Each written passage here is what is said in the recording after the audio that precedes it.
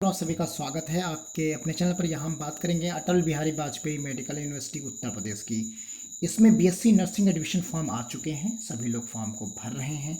लेकिन फॉर्म को भरने के बाद उनमें काफ़ी कन्फ्यूजन है कि एग्ज़ाम पैटर्न क्या है, इसका सिलेबस क्या है, टोटल सीट्स क्या है, कि मेल फीमेल दोनों भर सकते हैं कि नहीं भर सकते हैं। इन सभी चीज़ों पर हम बात करेंगे और कौन से इंस्टीट्यूट इसमें शामिल होंगे, उनके बारे में, क्या माइनॉरिटी के हैं कि गवर्नमेंट के हैं, क्या है। इसी मुद्दे पर जितनी इन्फॉर्मेशन मिल पाई है उसी के आधार पर हम बात करेंगे। और परीक्षा में कितने मार्क्स आपको लाने होंगे तभी आपकी कॉपी यानी आपकी मेरिट बनेगी, तो ये भी बात आपको ध्यान में रखनी है। तो आइए शुरू करते हैं, एक एक चीज़ को देखते हैं। उससे पहले अगर हमारे चैनल पर नए हैं तो सब्सक्राइब करना बिल्कुल ना भूलें, जिससे और बगल में बेल आइकन को भी प्रेस करना बिल्कुल ना भूलें। देखिए ये प्रॉस्पेक्टस है, आप सभी लोगों ने डाउनलोड भी किया होगा, नहीं किया होगा तो हम डिस्क्रिप्शन बॉक्स में लिंक दे देंगे, आप वहाँ से भी डायरेक्टली डाउनलोड कर पाएंगे।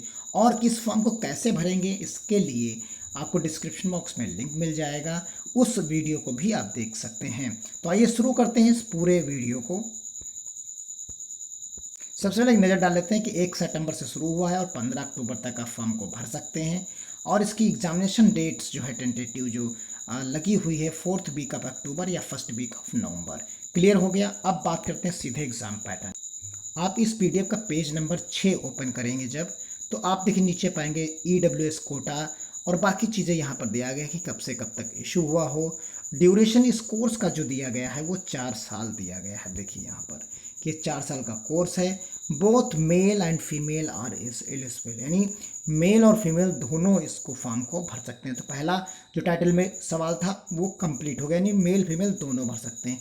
लेकिन इसमें कुछ ऐसे कॉलेजेस भी होंगे जिसमें सिर्फ और सिर्फ लेडी कैंडिडेट्स ही अप्लीकेबल होंगे, यानी सभी जितने इससे संबद्ध महाविद्यालय और कॉलेजेस हैं उनमें सब में मेल फीमेल नहीं एलिजिबल हैं। कुछ में मेल और फीमेल एलिजिबल हैं दोनों, और कुछ में केवल फीमेल एलिजिबल हैं। तो इन्होंने कहा कि एडिशनल मेडिकल चेकअप होगा और बाकी चीज़ें यहाँ पर रिक्वायर्ड होंगी। बाकी आप एग्जामिनेशन फीस जानते ही हैं कितनी और देनी है। एग्जामिनेशन के लिए आपको टीएडीए कोई पे नहीं किया जाएगा। और यहाँ पर बताया गया कि no provision to rechecking revolution, यानी दोबारा आपकी कॉपी भी चेक नहीं की जाएगी। अब यहाँ पर डिस्ट्रीब्यूशन ऑफ द सीट सबसे बड़ा सवाल ये है, क्योंकि ऐसा कभी होता नहीं है, लेकिन इसमें इन्होंने बताया कि सीट का जो डिस्ट्रीब्यूशन है यानी डिफरेंट नर्सिंग कॉलेजेस में seat matrix will be displayed before the counselling, यानी काउंसलिंग से पहले ही डिक्लेयर करेंगे कितनी सीट्स है। इसके पहले सीट्स के बारे में ब्यौरा कहीं भी नहीं दिए हैं, गोपनीय उसको रखे हुए हैं, कहीं भी अवेलेबल नहीं हो पा रहा है। अब आ जाइए इसके कॉलेजेस के बारे में। तो इन्होंने कहा कि गवर्नमेंट अप्रूव्ड 50% सीट्स, अगर माइनॉरिटी इंस्टीट्यूट इसमें शामिल होंगे तो उसमें 50% सीटें गवर्नमेंट के थ्रू यानी इसके थ्रू भर दी जाएंगी, बाकी वो अपने हिसाब से अपने तरफ से वो भर लेंगे, यानी डायरेक्ट एडमिशन भी वो ले लेंगे। अब वो कौन कौन से होंगे, जब काउंसलिंग होगी तब हम आपको उसके बारे में भी एक्सप्लेन करेंगे। तो लेकिन यहाँ पर एक कंडीशन है, आप देख लीजिए कि how where the candidate has to pass C TET यानी सेट, यानी जो कंबाइंड एंट्रेंस टेस्ट जो आपका ये होगा इस फॉर्म के तहत, उसमें 50% से ज़्यादा आपको नंबर लाने ही लाने होंगे, तभी आपकी मेरिट बनेगी। यानी final merit list will be prepared only for the candidate who have obtain minimum 50% and above marks in entrance examination, यानी 50% से अगर आप किसी भी कैटेगरी के हों इससे कोई फ़र्क नहीं पड़ता, 50% आपको लाना ही लाना होगा। तो ये चीज़ें आपने यहाँ पर देख ली। अब आ जाते हैं नीचे की तरफ। अब यहाँ पर आप देखेंगे तो यहाँ एडमिट कार्ड के बारे में दिया गया है, इसी में सारी चीज़ें आपको बाकी मिल जाएंगी। एग्जामिनेशन सबसे एक एक लाइन को आपको पढ़ना है यहाँ पर। तो यहाँ जब आप देखेंगे नीचे की तरफ, the candidate will allow to enter the examination hall, जब एग्जामिनेशन हॉल में एंटर करेगा वो तो उसके पास एडमिट कार्ड होना चाहिए, प्रेजेंटेशन ऑफ एडमिट कार्ड। और एग्जामिनेशन विल बी 180 मिनट्स, यानी आपका जो है 180 मिनट का होगा और विल बी 11 to 2 PM के बीच में होगा। Candidate required the percent of examination centre 60 minute before, आपको 60 मिनट पहले जाना होगा।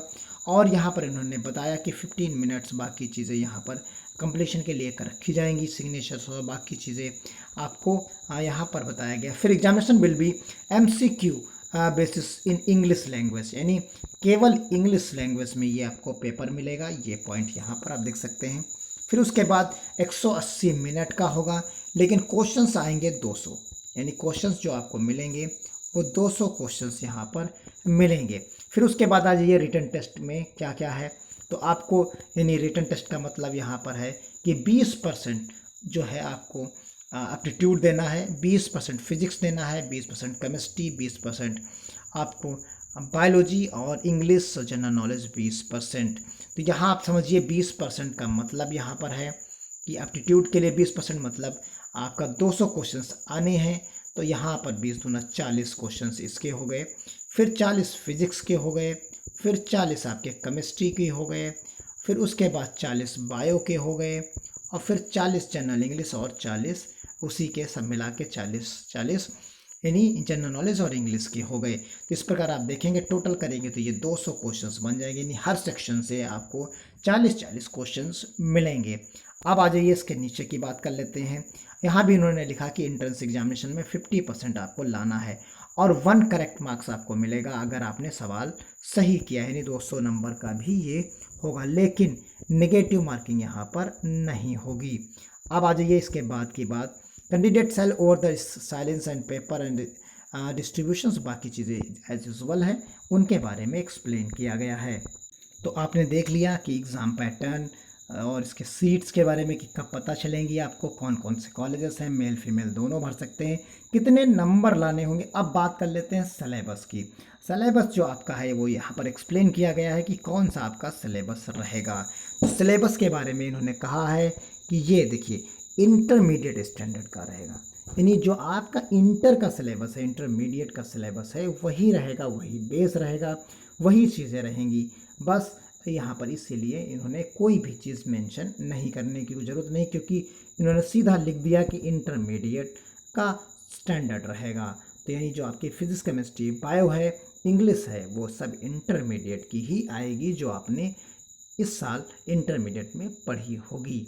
तो उम्मीद करते हैं आप इस सिलेबस और बाकी चीज़ों को भी आसानी से समझ गए होंगे कि क्या सिलेबस आपका है और क्या चीज़ें हैं। तो जिस बेस पर आपका एग्ज़ाम कंडक्ट कराया जाएगा उसी बेस पर ये बता दिया गया कि स्टैंडर्ड जो है इंटरमीडिएट का रहेगा। तो यही जो आपने इंटरमीडिएट में पढ़ा है वही आपको यहाँ पर भी पढ़ना है। आप NCERT को प्रेफर करिए और पढ़ते रहिए, क्योंकि यहाँ पर सबसे बड़ी कंडीशन जो आपके लिए है वो है 50% मार्क्स को लाना, क्योंकि इससे कम अगर आप लाते हैं किसी भी कैटेगरी में हैं तो आपकी कॉपी ही नहीं चेक, यानी आपकी मेरिट ही नहीं बनेगी, तो कोई मतलब भी नहीं रह जाएगा पेपर को देने का।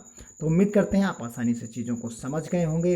अब मिलते हैं अगली किसी इन्फॉर्मेटिव वीडियो में आपके सवालों के साथ, तब तक के लिए धन्यवाद। जय हिंद।